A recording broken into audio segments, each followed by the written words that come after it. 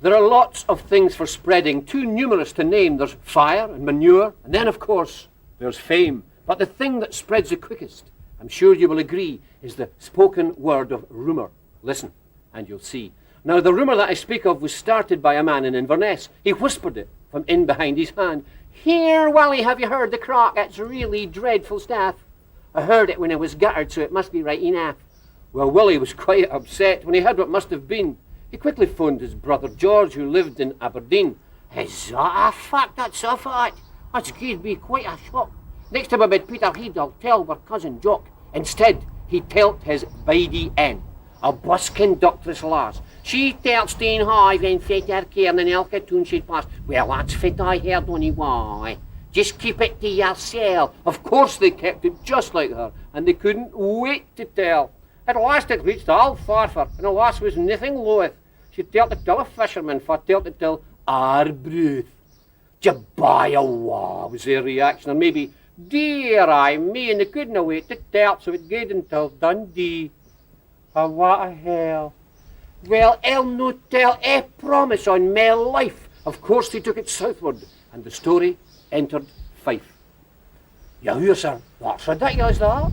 You could have picked me off the flare. In fact, I can't believe it. You better tell me more." Well, more and more and more and more, the story spread around till they spelt it out in capitals in Edinburgh tune.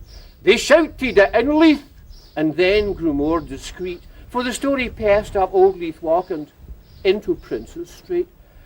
Somebody took it on the Glasgow train that very self-same day, so if you come from Glasgow, you'll have heard it.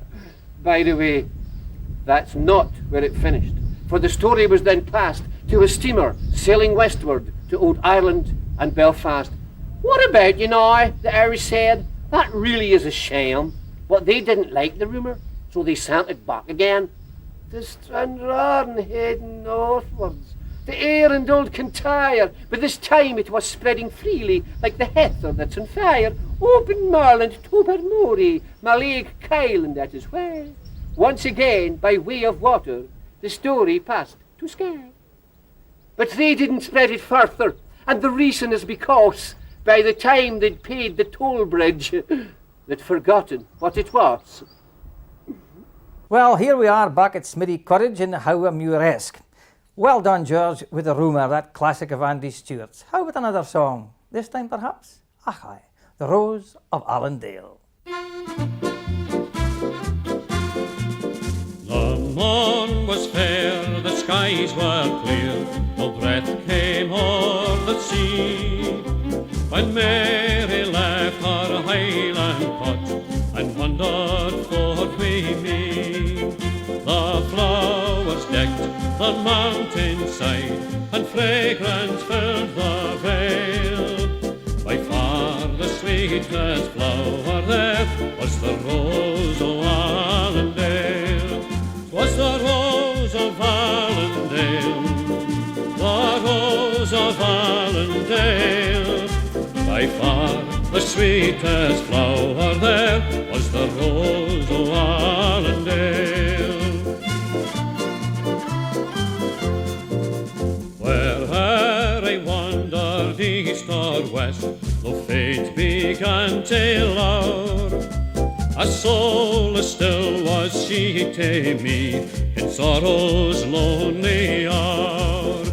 When tempest lashed her gallant bark and rent her shivering sail, one maiden form withstood the storm was the rose of Allandale. 'Twas the rose of Allandale, the rose of Allandale.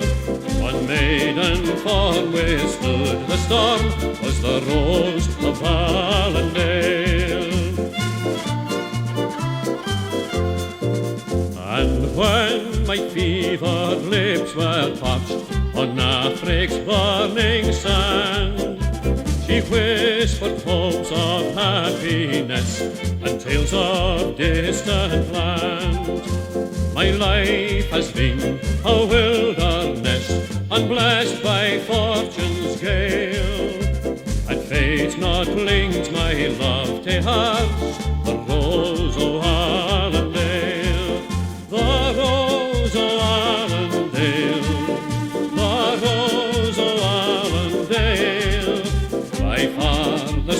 sweet as flowers.